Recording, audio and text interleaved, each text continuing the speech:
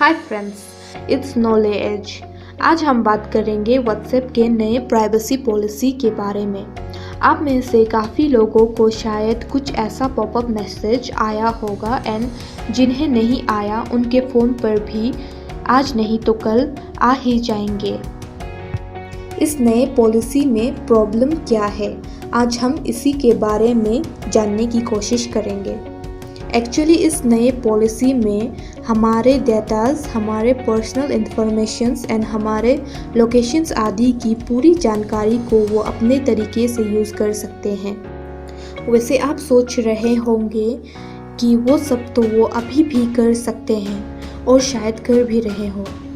Definitely ये हो सकता है, पर आज की डेट में जो प्राइवेसी एग्रीमेंट हमने और आपने व्हाट्सएप अकाउंट बनाते हुए एक्सेप्ट किया होगा, शायद उस बॉन्ड एग्रीमेंट के मुताबिक व्हाट्सएप उन डेटा और इन्फॉर्मेशंस को किसी के साथ साझा नहीं कर सकते, ना बेच सकते हैं, ना कोई थर्ड पार्टी हमारे इन्फॉर्मेशंस को यूज़ कर सकती है। एंड मोस्ट इम्पॉर्टेंटली हमारी इन्फॉर्मेशन गवर्नमेंट के मुताबिक कोई भी टेक्नोलॉजिकल कंपनी हमारे डेटा एंड पर्सनल इन्फॉर्मेशंस देश से बाहर नहीं दे सकते। अगर वो डेटा या इन्फॉर्मेशन को अभी यूज़ भी करते हैं तो इंडिया के अंदर ही कर सकते हैं। बट जस्ट इमेजिन इफ़ ये पॉलिसी एग्रीमेंट को हमने एग्री किया तो व्हाट्सएप हमारी ही सरकार की बनाई हुई सेफ्टी नेट को आसानी से तोड़ देगी एंड लीगली हम खुद ही व्हाट्सएप को ये राइट दे देते हैं कि वो जो मर्ज़ी करे हमारे डेटास एंड इन्फॉर्मेशन के साथ। ये तो रही सॉफ्टवेयर की बात। चलिए अब बात करते हैं हार्डवेयर की। हार्डवेयर मतलब हमारे फ़ोन। इस पॉलिसी के मुताबिक वो हमारे हार्डवेयर की इंफॉर्मेशन को भी अपने तरीके से एक्सेस कर सकते हैं, जैसे हमारे फ़ोन के मैसेजेस, कॉन्टैक्ट्स एंड हम क्या क्या ऐप यूज़ कर रहे हैं। इवन दो हमने अपना लोकेशन ऑफ भी कर रखा हो तो भी वो हमारे एग्जैक्ट लोकेशन को ट्रैक कर सकते हैं। तो अब आप खुद ही सोचिए, जिस ऐप पर हम और आप फुल्ली रिलाई हो चुके हैं, अब वो अचानक से इस तरह के पॉलिसी में चेंजेस करके एनी हाउ हमसे नए पॉलिसी पर एग्री क्यों करवाना चाहते हैं।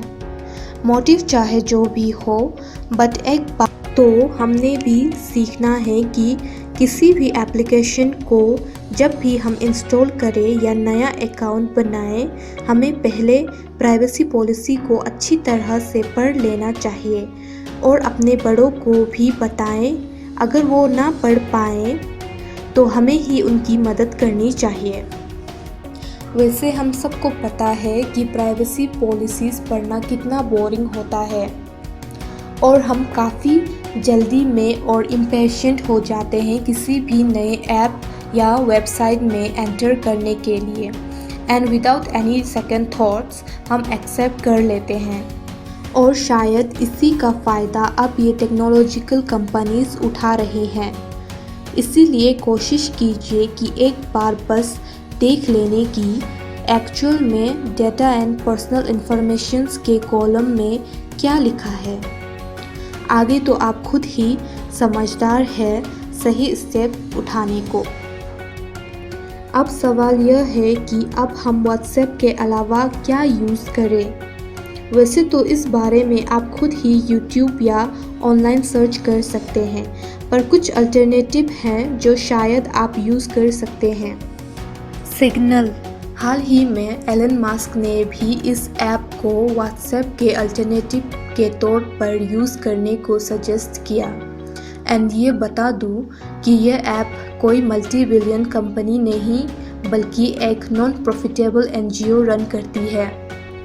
टेलीग्राम। इंक्रिप्शन आपको मैन्युअली ही ऑन करनी पड़ेगी।